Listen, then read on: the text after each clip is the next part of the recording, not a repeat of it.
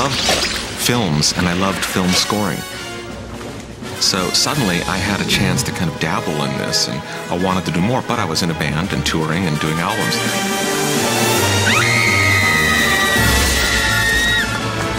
I used to go see his band before I was doing movies and clubs, and just always felt like his music was very filmic. So after Beetlejuice, I got a call from Tim saying, I'm doing this thing, you might be interested in it. And he sent me the Dark Knight comics.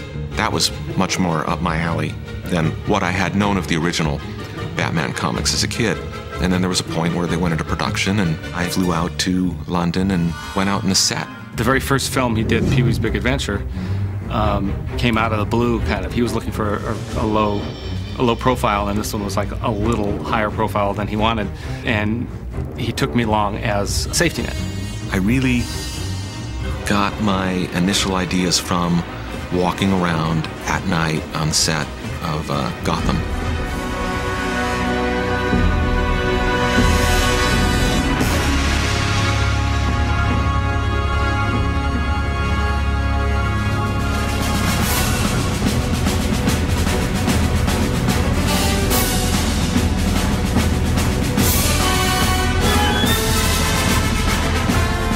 With the Batman theme, I just looked for something that had the components that could be mysterious, that can be dark, that could also get fun, and can also have a driving heroism too, always keeping that dark side to it.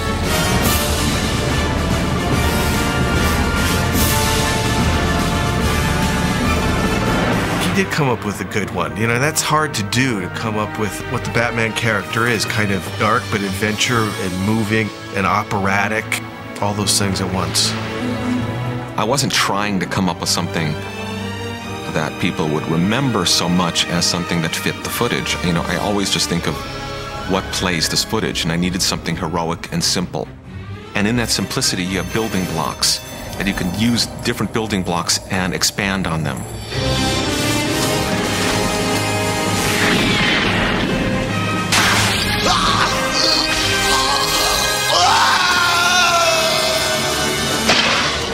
So I wasn't necessarily consciously blocking it out that way, but my instincts were old-fashioned instincts in that regard.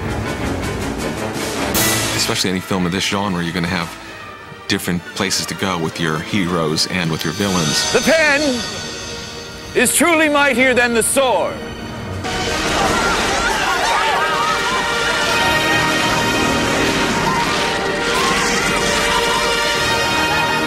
Joker was really fun, but there wasn't as much to grab onto because he wasn't scored as heavily. There actually isn't a lot of music under the Joker. Honey, you'll never believe what happened to me today. Oh.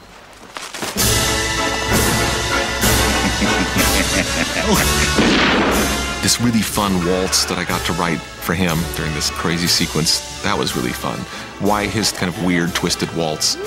I don't know. I mean, I always love writing the villain's music. In that moment, you know, that kind of foolishness, now I've shot him, I think I'll shoot him again.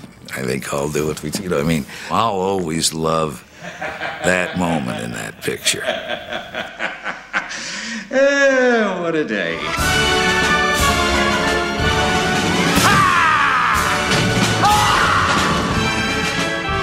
The Joker was just fun. Most of the work of Batman was, you know, establishing the tone of the movie and Gotham and everything else. Let's go.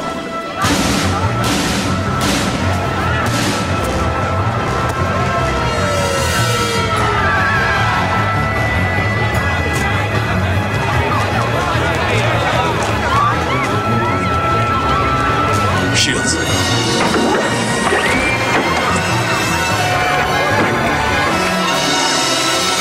I did what I always do with Danny. I was his orchestrator and responsible for making sure what he thought he was writing was what we got out of the orchestra. Part of Danny's process, to me, is never done until we've recorded and put it in. My most fun moment actually was recording it and actually hearing the music coming together in the studio. And then there was a point where John Peters started like picking up his cell phone, turning it on, holding it up to the speakers, and he'd be having people back home in LA say, check this out, listen to this. I remember him coming up and saying, Danny, we're going to do a separate soundtrack album for just the score. I figured this is producer, hot air. And he did. I don't understand what makes Batman popular. I didn't expect Batman to do really well when I was working on it. My balloons. These things always surprise me. To me, they're movies, they're fun, they're interesting. But what makes them a cultural phenomenon, I haven't a clue.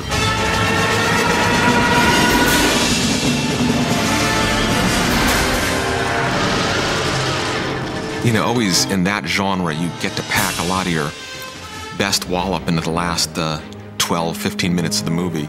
So there was a lot of stuff in the end that I was pleased about that, you know, was big and had some grandeur.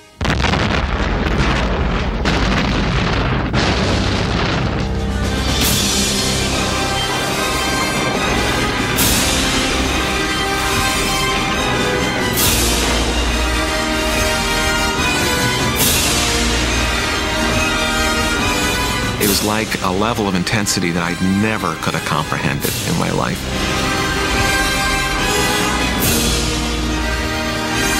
And yet, it's been rewarding.